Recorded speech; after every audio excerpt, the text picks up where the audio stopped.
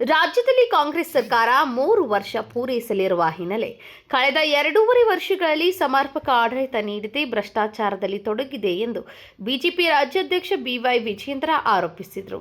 ಗುರುವಾರ ಬೆಳಗಾವಿಯಲ್ಲಿ ಸುದ್ದಿಗೋಷ್ಠಿಯಲ್ಲಿ ಮಾತನಾಡಿದರು. ಬಡವರು, ರೈತರು ಹಾಗೂ ಹಿಂದುಳಿದ ವರ್ಗಗಳಿಗೆ ಕಾಂಗ್ರೆಸ್ ಸರ್ಕಾರದಿಂದ ಮೋಸವಾಗಿದೆ ಎಂಬ ಅಸಮಾಧಾನ ಜನರಲ್ಲಿ ವ್ಯಕ್ತವಾಗುತ್ತಿದೆ ಎಂದು ಹೇಳಿದರು. ಅಹಿಂದ ಹೆಸರಿನಲ್ಲಿ ಅಧಿಕಾರಕ್ಕೆ ಬಂದ ಕಾಂಗ್ರೆಸ್ ಸರ್ಕಾರ ಎಲ್ಲ ವರ್ಗಗಳನ್ನು ನಿರ್ಲಕ್ಷ್ಯ ಮಾಡಿದ್ದು ಅಲ್ಪಸಂಖ್ಯಾತರ ಓಲೈಕೆ ರಾಜಕಾರಣ ಮಾಡುತ್ತಿದೆ ಎಂದು ಟೀಕಿಸಿದರು.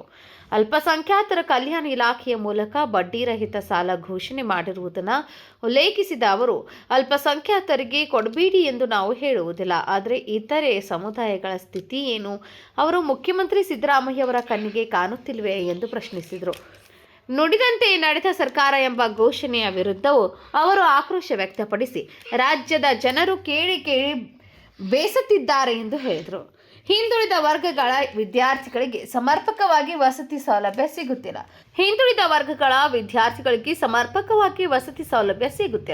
ಸುಮಾರು 1.4 ಲಕ್ಷ ವಿದ್ಯಾರ್ಥಿಗಳಿಗೆ ಹಾಸ್ಟೆಲ್ ಸೌಲಭ್ಯ ಲಭ್ಯವಾಗದೆ ಪರದಾಟ ನಡೆಸುತ್ತಿದ್ದಾರೆ ಎಂದು ಆರೋಪಿಸಿದರು. ಚುನಾವಣಾ ಸಮಯದಲ್ಲಿ ಉದ್ಯೋಗ ಸೃಷ್ಟಿಯ ಭರವಸೆ ನೀಡಿದ ಕಾಂಗ್ರೆಸ್ ಇದುವರೆಗೆ ಎಷ್ಟು ಮಂದಿಗೆ ಉದ್ಯೋಗ ನೀಡಿದೆ ಎಂದು ಪ್ರಶ್ನಿಸಿದ ವಿಜಯೇಂದ್ರ, ರಾಜ್ಯದಲ್ಲಿ ಸುಮಾರು 2,85,000 ಹುದ್ದೆಗಳು ಖಾಲಿ ಇದ್ದರೂ ನೇಮಕಾತಿ ಪ್ರಕ್ರಿಯೆ ಪ್ರಾರಂಭಿಸಿಲ್ಲ ಎಂದು ದೂರಿದರು. ಯುವಕರ ಭವಿಷ್ಯಕ್ಕೆ ಧಕ್ಕೆ ಉಂಟು ಮಾಡುವ ಕೆಲಸ ಕಾಂಗ್ರೆಸ್ ಸರ್ಕಾರ ಮಾಡುತ್ತಿದೆ ಎಂದರು. ಸರ್ಕಾರಿ ಆಸ್ಪತ್ರೆಗಳಲ್ಲಿ ಬಡವರಿಗೆ ಸಮರ್ಪಕ ಔಷಧ ಸಿಗುತ್ತಿಲ್ಲ, ಜನೌಷಧಿ ಯೋಜನೆಗಳನ್ನು ದುರ್ಬಲಗೊಳಿಸಲಾಗಿದೆ ಎಂದು ಆರೋಪಿಸಿದರು. ತಮ್ಮ ಶಾಸಕರಿಗೆ ಸಮರ್ಪಕ ಅನುದಾನ ನೀಡಿದ ಸರ್ಕಾರ ಕುರ್ಚಿ ಉಳಿಸಿಕೊಳ್ಳಲು ವಿದೇಶ ಪ್ರವಾಸಗಳಂತಹ ಸೌಲಭ್ಯಗಳನ್ನು ಒದಗಿಸುತ್ತಿದೆ ಎಂದು ವಾಗ್ದಾಳಿ ನಡೆಸಿದರು. ರಾಜ್ಯದ ಎಲ್ಲ ಸಮುದಾಯಗಳಿಗೆ ಸಮಾನ ನ್ಯಾಯ ನೀಡುವ ಕೆಲಸ ಸರ್ಕಾರ ಮಾಡಬೇಕು ಎಂದು ವಿಜೇಂದ್ರ ಆಗ್ರಹಿಸಿದರು. ರಾಜ್ಯದಲ್ಲಿ ಕಾಂಗ್ರೆಸ್ ಸರ್ಕಾರ ಇನ್ನೇನು ಕೆಲವೇ ತಿಂಗಳುಗಳಲ್ಲಿ 3 ವರ್ಷಗಳನ್ನು ಕೂಡ ಪೂರೈಸ್ತಾ ಇದೆ. ಆದರೆ ಕಳೆದ 2.5-3 ವರ್ಷದಲ್ಲಿ ಇವರ ಆಡಳಿತ ವೈಖರಿ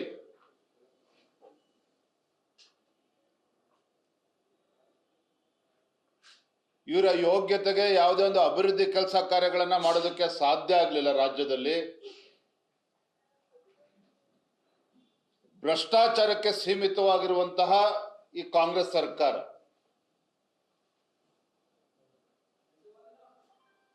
ರಾಜ್ಯದಲ್ಲಿರುವಂತಹ ಬಡವರಾಗ್ಲಿ, ರೈತರಾಗ್ಲಿ,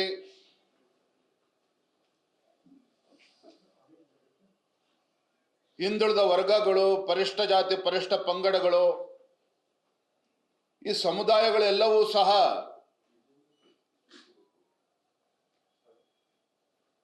ಕಾಂಗ್ರೆಸ್ಸಿಗರ ಮಾತನ್ನು ನಂಬಿಕೊಂಡು ನಾವು ಮೋಸ ಹೋಗಿದ್ದೇವೆ, ನಮ್ಗೆ ಅನ್ಯಾಯ ಆಗ್ತಾ ಇದೆ ಅಂತೇಳಿ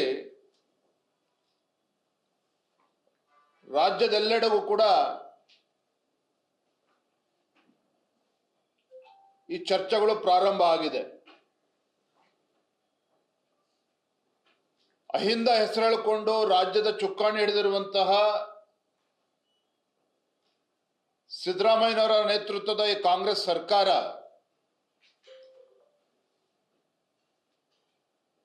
ಅಹಿಂದ ಆ ಪಕ್ಕಕ್ಕಿಟ್ಟರೆ ಹಿಂದುಳಿದ ಸಮುದಾಯಗಳನ್ನ, ಪರಿಷ್ಠ ಜಾತಿ ಪರಿಷ್ಠ ಪಂಗಡಗಳನ್ನ ಸಂಪೂರ್ಣವಾಗಿ ನಿರ್ಲಕ್ಷ್ಯ ಮಾಡಿದ್ದಾರೆ ಅನ್ನೋದರಲ್ಲಿ ಯಾವುದೇ ಅನುಮಾನಗಳಿಲ್ಲ. ಅಹಿಂದ ಅಂತ ಹೇಳಿಕೊಂಡು ಅಲ್ಪಸಂಖ್ಯಾತರ ಓಲೈಕೆ ರಾಜಕಾರಣ ಮಾಡ್ತಿದ್ದಾರೆ ವಿನಃ ಅಲ್ಪಸಂಖ್ಯಾತರ ತುಷ್ಟೀಕರಣದ ಒಂದು ರಾಜಕಾರಣ ಮಾಡ್ತಾ ಇದ್ದಾರೆ ವಿನಃ ಪಾಪ ಯಾಕೋ ಮುಖ್ಯಮಂತ್ರಿಗಳಿಗೆ ಯಾವ ಸಮುದಾಯಗಳು, ಈ ನಾಡಿನ ಪರಿಷ್ಠ ಜಾತಿ ಪರಿಷ್ಠ ಪಂಗಡಗಳಿರ್ಬೋದು, ಹಿಂದುಳಿದ ವರ್ಗಗಳಿರ್ಬೋದು, ಎಲ್ಲ ಸಮುದಾಯಗಳನ್ನ ಸಂಪೂರ್ಣವಾಗಿ ಇವತ್ತು ನಿರ್ಲಕ್ಷಣೆ ಮಾಡಿರುವಂಥದ್ದು ಮೇಲ್ನೋಟಕ್ಕೆ ಗೊತ್ತಾಗ್ತಾ ಇದೆ. ಪ್ರತಿ ತಿಂಗಳಿಗೆ ಏನಾದ್ರು ಒಂದು ಮಾಡಬೇಕು. ನೋಡಿ, ಮೊನ್ನೆ ದಿನ ಸರ್ಕಾರ ಒಂದು ಹೊಸ ಆದೇಶವನ್ನು ತಂದಿದ್ದಾರೆ.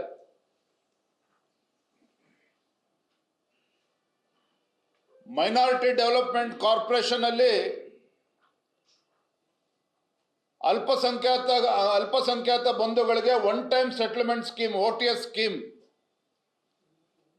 100% ಇಂಟ್ರೆಸ್ಟ್ ವೇವರ್, 100% ಇಂಟ್ರೆಸ್ಟ್ ವೇವರ್ ಅನ್ನ ಮಾಡಿದ್ದಾರೆ ಅಲ್ಪಸಂಖ್ಯಾತರಿಗೆ. ಅವರು ಪ್ರಿನ್ಸಿಪಲ್ ಅಮೌಂಟ್ ಅನ್ನ ಕಟ್ಟಿದ್ರೆ ಸಾಕು. ಮಾಡಲಿ, ನಾನು ರಾಜ್ಯ ಸರ್ಕಾರ ತೀರ್ಮಾನ, ಮುಖ್ಯಮಂತ್ರಿಗಳ ತೀರ್ಮಾನ, ಅಲ್ಪಸಂಖ್ಯಾತರಿಗೆ ನ್ಯಾಯ ಕೊಡಬೇಕು ಅಂತ ನಾನು ಬೇಡ ಅಂತ ಹೇಳೋದಿಲ್ಲ. ಆದ್ರೆ ಬೇರೆ ಸಮುದಾಯಗಳು ಏನು ಅನ್ಯಾಯ ಮಾಡಿದ್ದಾರೆ ನಿಮಗೆ? ಯಾಕೆ ಸರ್ಕಾರಕ್ಕೆ, ಮುಖ್ಯಮಂತ್ರಿಗಳಿಗೆ ಪರಿಷ್ಠ ಜಾತಿ, ಪರಿಷ್ಠ ಪಂಗಡಗಳು, ಹಿಂದುಳಿದ ವರ್ಗಗಳು ಯಾಕೆ ಅವ್ರ ಕಣ್ಣಿಗೆ ಕಾಣ್ತಾ ಇಲ್ಲ? ಅವರಲ್ಲೂ ಬಡವರು ಇಲ್ವಾ ಹಾಗಾದ್ರೆ ಮಾನ್ಯ ಮುಖ್ಯಮಂತ್ರಿಗಳೇ? ಅವರಲ್ಲಿ ಬಡವರು ಇವತ್ತು ಸಿಗ್ತಾ ಇಲ್ವಾ? ನಿಮಗೆ ಕಣ್ಣಿಗೆ ಕಾಣ್ತಾ ಇಲ್ವಾ ಹಾಗಾದ್ರೆ ಕಾಂಗ್ರೆಸ್ ಸರ್ಕಾರಕ್ಕೆ, ಮುಖ್ಯಮಂತ್ರಿಗಳಿಗೆ? ಈ ರೀತಿ ಅಲ್ಪಸಂಖ್ಯಾತರನ್ನ ಓಲೈಕೆ ಮಾಡೋದಕ್ಕೆ ಯಾವ ಮಟ್ಟಕ್ಕೂ ಕೂಡ ನಾವು ಹೋಗ್ತೇವೆ ಅಂತ ಹೇಳಿದ್ರೆ, ಎಲ್ಲೋ ಒಂದ್ ಕಡೆ ಕಾಂಗ್ರೆಸ್ ಸರ್ಕಾರ ಅಲ್ಪಸಂಖ್ಯಾತನ ಓಲೈಕೆ ಮಾಡಿಕೊಡೋದು ಒಂದ್ ಕಡೆ ಆದ್ರೆ, ಎಲ್ಲ ಸಮುದಾಯಗಳಿಗೆ ಘೋರ ಅನ್ಯಾಯವನ್ನ ಈ ಕಾಂಗ್ರೆಸ್ ಸರ್ಕಾರ ಮಾಡ್ತಾ ಇದೆ.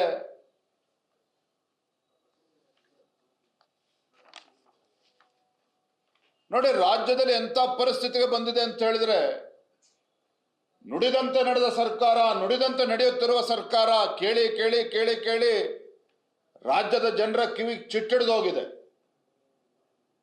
ನುಡಿದಂತೆ ನಡೆಯುತ್ತಿರುವ ಸರ್ಕಾರ, ಇವ್ರ ಯೋಗ್ಯತೆಗೆ ಹಿಂದುಳಿದ ವರ್ಗಗಳ ವಿದ್ಯಾರ್ಥಿನಿಯರಿಗೆ ಹಾಸ್ಟೆಲ್ ಸೀಟನ್ನ ಕೊಡೋದಕ್ಕಾಗ್ತಾ ಇಲ್ಲ. ಹಿಂದುಳಿದ ವರ್ಗದ 1.41 ಲಕ್ಷ ವಿದ್ಯಾರ್ಥಿಗಳಿಗೆ ಹಾಸ್ಟೆಲ್ಗೆ ಇವತ್ತು ಪ್ರವೇಶ ಸಿಗ್ತಾ ಇಲ್ಲ. ಸ್ವತಃ ಸಚಿವರು ಕೂಡ ಇದನ್ನು ಒಪ್ಕೊಂಡಿದ್ದಾರೆ. ಯಾವ ಮುಖ್ಯಮಂತ್ರಿಗಳ ಬಗ್ಗೆ ಹಿಂದುಳಿದ ಸಮುದಾಯಗಳು ಇವತ್ತು ಸಾಕಷ್ಟು ವಿಶ್ವಾಸನ ಇಟ್ಕೊಂಡಿತ್ತು, ಒಬ್ಬ ಅಹಿಂದ ಹೆಸರು ಹೇಳಿಕೊಂಡು ಒಬ್ಬ ರಾಜ್ಯದ ಮುಖ್ಯಮಂತ್ರಿಗಳಾಗಿ ಇವತ್ತು ಆ ಸಮುದಾಯಗಳಿಗೆ ಯಾವ ರೀತಿ ನ್ಯಾಯವನ್ನು ಕೊಡ್ತಾ ಇದ್ದಾರೆ ಅನ್ನೋದಕ್ಕೆ ಇದೊಂದು ತಾಜಾ ಉದಾಹರಣೆ. 1.41 ಲಕ್ಷ ಬಡ ವಿದ್ಯಾರ್ಥಿಗಳಿಗೆ, ಹಿಂದುಳಿದ ವರ್ಗದ ಮಕ್ಕಳಿಗೆ ಇವತ್ತು ಹಾಸ್ಟೆಲ್ ಸೀಟನ್ನು ಕೊಡೋದಕ್ಕೆ ಆಗ್ತಾ ಇಲ್ಲ.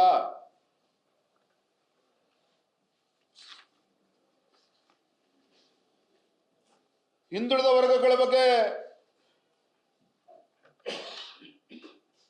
ಮೊಸಳೆ ಕಣ್ಣೀರನ್ನು ಹಾಕ್ತಕ್ಕಂಥ ಈ ಕಾಂಗ್ರೆಸ್ ಸರ್ಕಾರ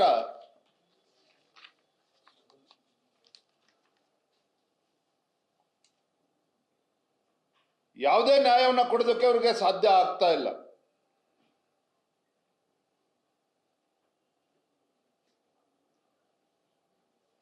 ಯುವ ಜನತೆಗೆ ಉದ್ಯೋಗವನ್ನ ಸೃಷ್ಟಿ ಮಾಡ್ತೇವೆ ಅಂತೇಳಿ ಭರವಸೆನ ಕೊಟ್ಟಿದ್ರು ಚುನಾವಣೆ ಸಂದರ್ಭದಲ್ಲಿ.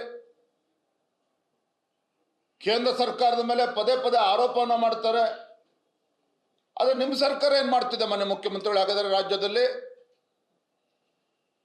ಎಷ್ಟು ಉದ್ಯೋಗಗಳನ್ನ ಸೃಷ್ಟಿ ಮಾಡೋದ್ರಲ್ಲಿ ನೀವು ಯಶಸ್ವಿ ಆಗಿದ್ದೀರಿ? ಕಳೆದ ಬಾರಿ ಸುವರ್ಣಸೌಧ ಅಧಿವೇಶನ ನಡೆಯುವಂತ ಸಂದರ್ಭದಲ್ಲಿ ಹುಬ್ಬಳ್ಳಿನಲ್ಲಿ ಆ ಯುವ ಜನತೆ ಪ್ರತಿಭಟನೆ ಮಾಡ್ತಾ ಇದ್ರು, ಹಕ್ಕೊತ್ತಾಯವನ್ನು ಮಾಡ್ತಾ ಇದ್ರು. ಈ ಕಾಂಗ್ರೆಸ್ ಸರ್ಕಾರದ ಗಮನವನ್ನು ಸೆಳಿಬೇಕು ಅಂತೇಳಿ ಪ್ರತಿಭಟನೆ ಮಾಡಿದ್ರು. ಅದನ್ನು ಸಹಿಸಲಿಲ್ಲ ನೀವು. ಲಾಠಿ ಚಾರ್ಜ್ ಮಾಡ್ತಾರೆ ವಿದ್ಯಾರ್ಥಿನಿಯರು, ಯುವ ಜನತೆ ಮೇಲೆ. ಉದ್ಯೋಗ ಕೊಡಿ ಮುಖ್ಯಮಂತ್ರಿಗಳೇ ಅಂತ ಹೇಳಿದ್ರೆ ಅವ್ರ ಮೇಲೆ ಲಾಠಿ ಚಾರ್ಜ್ ಮಾಡ್ತಾರೆ. ಕೊನೆಗೆ ರಾಜ್ಯ ಉಚ್ಚ ನ್ಯಾಯಾಲಯ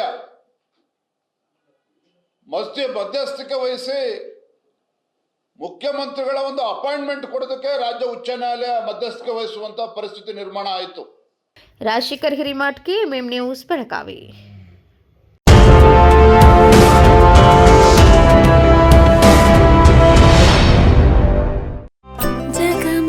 ಜಗಮಗ ಹೊಳೆಯುವ ಕಣ್ಣುಗಳು, ಹೃದಯದಿ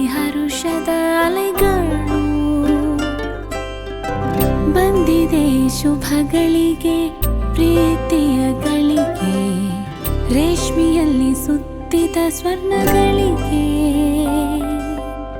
BS Channabasappa and Sons, The Textile Mall, Tilakvadi, Belagavi.